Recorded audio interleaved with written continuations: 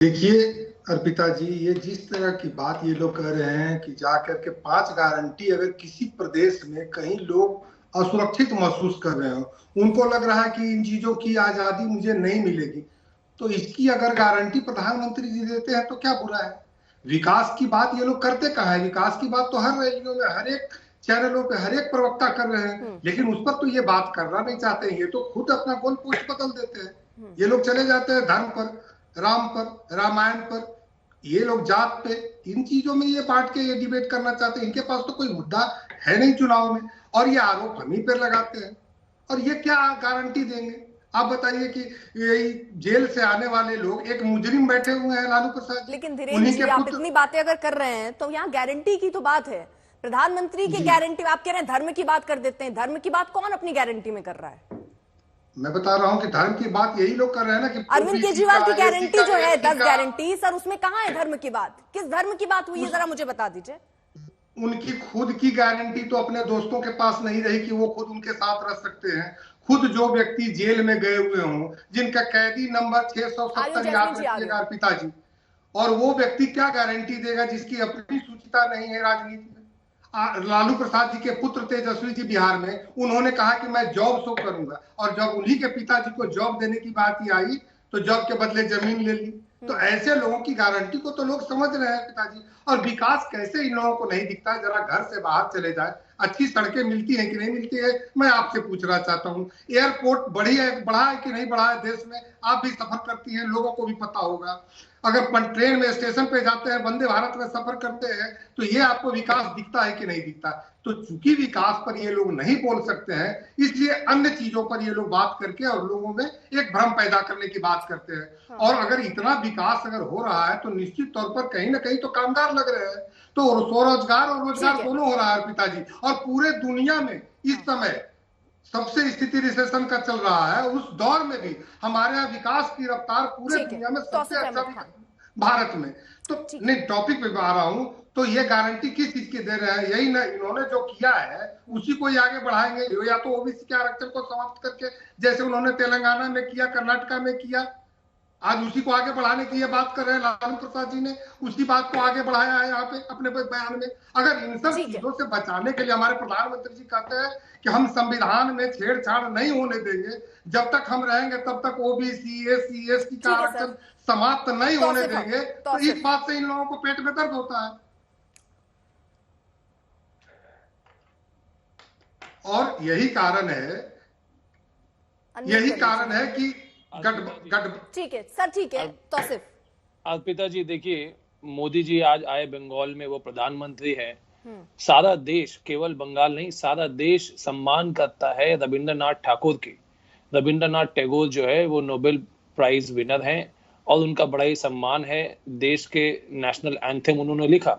लेकिन ये जब जब आते हैं बंगाल, पिछले चुनाव में भी उन्होंने ऐसा गंडगोल किया, इस बार भी गंडगोल किया। ये देखिए, आज वो रैली में रविंद्रनाथ टैगोर का फोटो, उन्हें चित्र दिया गया, और दे करके देखिए चित्र उल्टा पकड़ा हुआ है।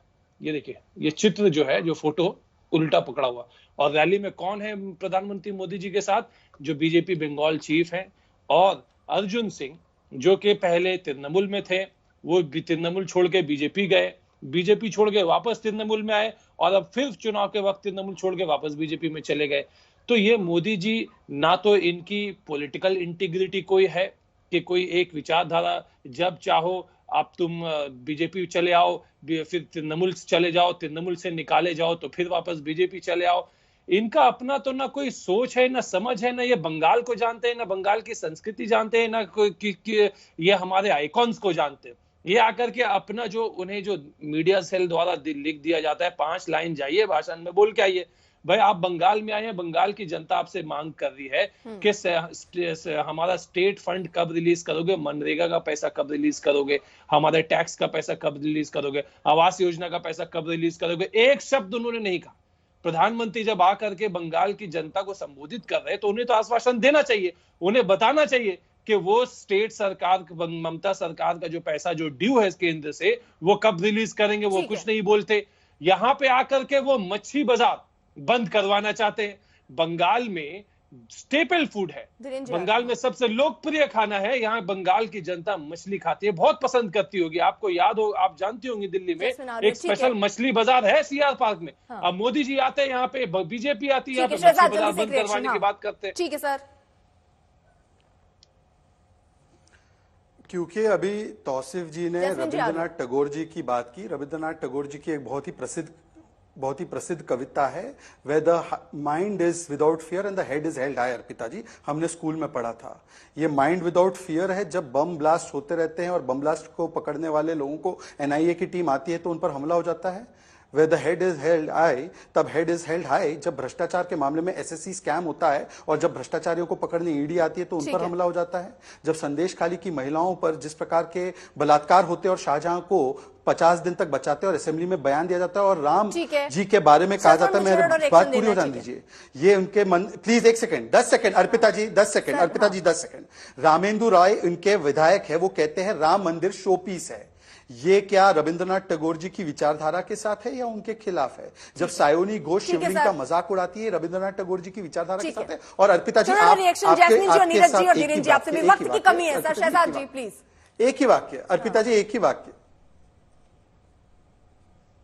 जैस्मिन लालू, जैस्मिन साहब कम से कम। अर्पिता जी, ये जो कह रहे हैं कि where the mind is without fear, मैं इनको एक आंकड़ा बता दूं, क्योंकि मणिपुर पर तो इनके ऊपर जवाब नहीं है, लेकिन बड़ी बड़ी बात कर रहे हैं कि राष्ट्रीय सुरक्षा कर रहे हैं। मैं आंकड़ा बता दूं जो इन्होंने पार्लियामेंट में पेश किया था, इन्हीं के मंत्री ने, कि 2014 और 19 के बीच में कुल 872 टेररिस्ट अटैक हुए केवल जम्मू एंड कश्मीर में।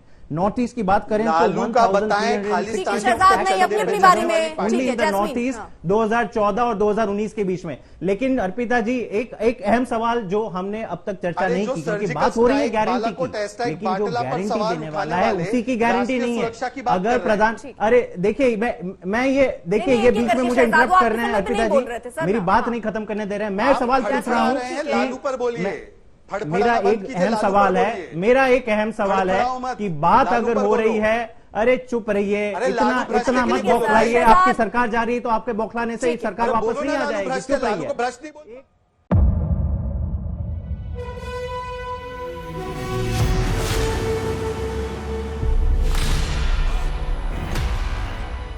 मुद्दों का मैदान, तर्कों पर घमासान। क्या बताना चाहते हैं इस देश को? किससे किसकी ठनी, किसने दी किसे पटखनी, क्या सच है जिसको छिपाने की कोशिश। खबरों की दुनिया का सबसे बड़ा अखाड़ा दंगल देखे मेरे यानी चित्रा त्रिपाठी के साथ रोज शाम 5 बजे सिर्फ आज तक पर। ना पक्ष ना विपक्ष, ना लेफ्ट ना राइट, ना मिर्च ना मसाला, खबरों का बोलबाला, निडर निर्भीक सबसे सटीक स्पेशल रिपोर्ट सिर्फ आज तक पर। एयर रेड के ये सायरन समय समय पर आपको सुनाई देते। शौर्य की, भारत और चीन के बीच साहस की, सभी बाढ़ग्रस्त इलाकों का हवाई सर्वेक्षण किया है। सरोकार की, गाजीपुर में किसान से बातचीत करें। संघर्ष की, कश्मीर को आगे बढ़ना होगा। संयम की, भावनाएं भड़की या दंगे भड़काए गए।